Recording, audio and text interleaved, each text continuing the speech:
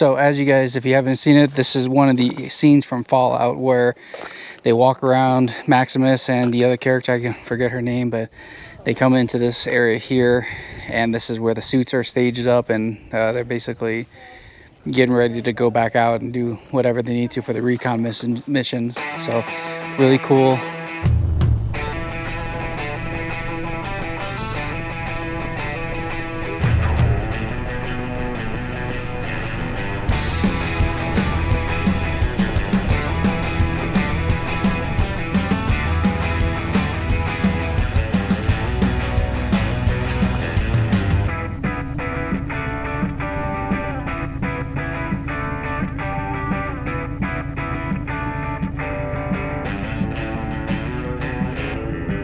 So what is up, everybody? We are back for an awesome adventure here. So we're over in Wendover, Utah, and Wendover, Utah is famous for the Army Air Base, and this is where a lot of the pilots trained in World War II. What's also really cool about this place is this is actually where some stuff was filmed, another movie location. They filmed Con Air out here. We paid for the all access pass, so we're gonna get all sorts of insight to how they did some of that stuff, as well as some World War II stuff, and go over like the planes and the runway, the tower. As you can see, this is one of the towers here. Got a museum in here we're allowed to wander. We're going to kind of take a look at some stuff outside first and take a look at one thing that's really super cool, and it looks like it's starting to sprinkle and rain. But so this was famous because the scene that you see for Lunar Airfield in Con Air, that's where this was. They filmed it on the south side, which is down that way, which we'll actually have access to go check out the tower and some stuff where the Corvette blew off the top of it. But what's really cool is, here, check it out. It's a Jailbird. Now, this is a movie prop. It is not technically a plane. What they did was they put this on a bus chassis and used it for driving around. And the reason for that is this never took off. It was just used for outside shots and movie props and all that other stuff. But as you can see, Jailbird, that is super cool. And as you're gonna see here in a second, we're gonna go aside and take a look.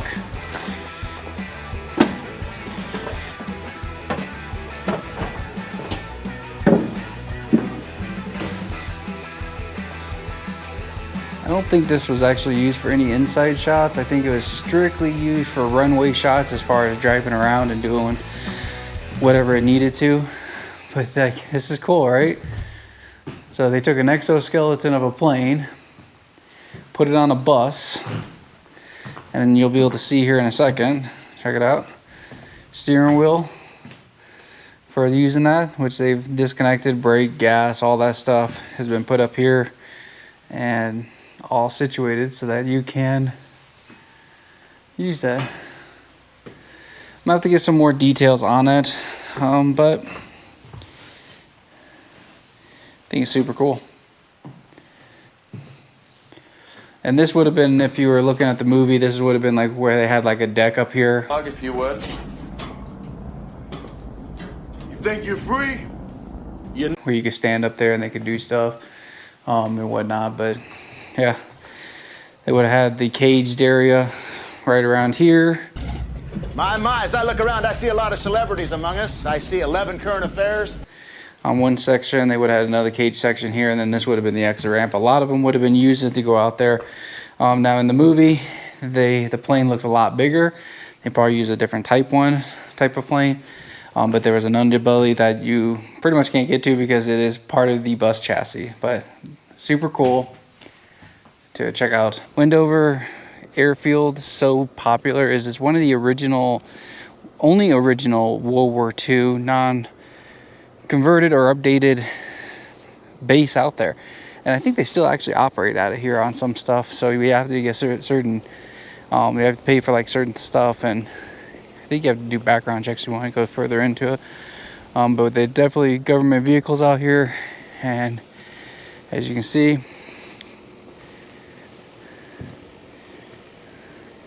They actually have two, from what I've heard. I haven't gone into it yet, but there is a area we can get into where we can. I think they have like a replica of Fat Boy or a little man, whichever one. One of those atomic bombs that they dropped over in Hiroshima in World War II. So we're gonna try to find that as well too. So let's start taking a look.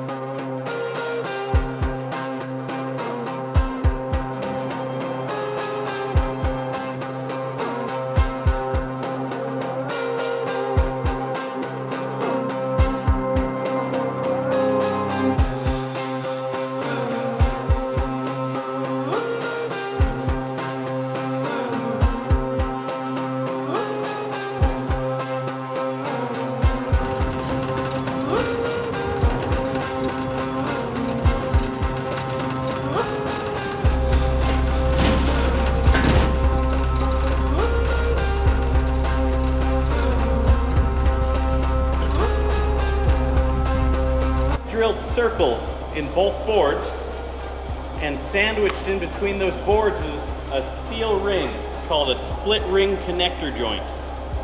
And then through the center of those steel rings in the boards is a big bolt, and those rings help distribute the weight of all of that wood. I don't know all the technical details, but it's still standing, so it clearly works. So we're really fortunate to have these 4 hangars still standing as they work.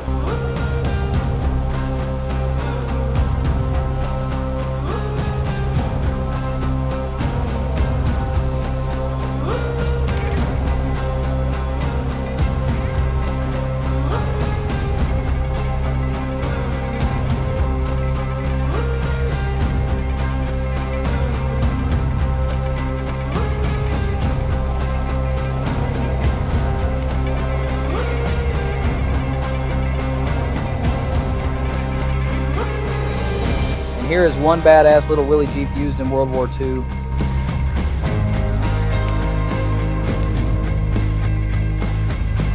Here is the barracks for the Wendover Army Air Force Base, but also seen in the series Fallout on Amazon. This is where you see Maximus and the Brotherhood playing around. During World War II, this is where the troops would retreat to. What is very interesting in this area is when we go inside, you will see 3 vents to the roof that they had coal stoves at. They explained how the different types of coal would burn and how some soldiers would pack the stoves thinking the coal was the same as the coal in the East Coast, and it would put out fire and cause the coal stove to exhaust all the soot into the barracks, covering all the soldiers' uniforms and beds, waking the soldiers to a smoked room. This would cause problems when inspection came around and formation.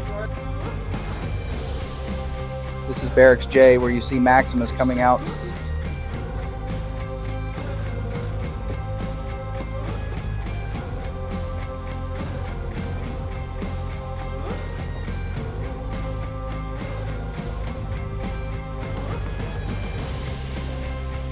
What is very interesting is the shower in the back of the barracks is a dummy shower that they installed just for the shot as you see Maximus coming out of the barracks.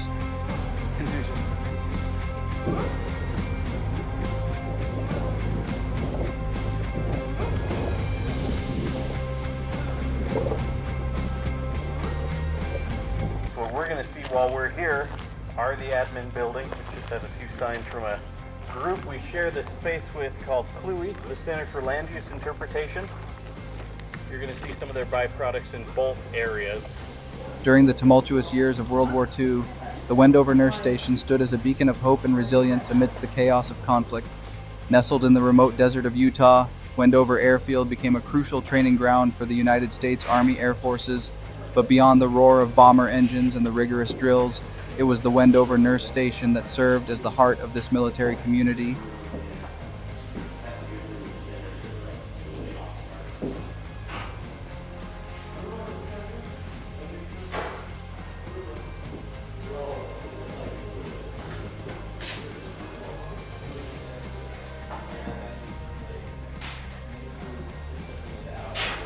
As you gaze upon this meticulously crafted model, you are transported back to the 1940s to the Wendover Army Air Force Base at the height of World War II. This sprawling desert outpost, located in the remote reaches of Utah, was a crucial hub in the U.S. war effort, playing a pivotal role in the training and preparation of bomber crews. The model before you captures the vast expanse of Wendover as it once stood, a vital nerve center of military activity. In the foreground, you see the long, straight runways etched into the desert floor, where B-17 and B-24 bombers once roared to life, preparing for missions that would take them across the globe. These runways, stretching over a mile long, were the lifeline of the base, supporting endless takeoffs and landings as crews honed their skills. Stay tuned for more footage on Part 2, where we travel to the south end of the base and find the bunkers for ammunition and the gunner range where they dialed in their shooting skills. Be sure to like, share, subscribe, and drop a comment on what you think so far. We also have Part 2 dropping for more movie locations of The Sandlot.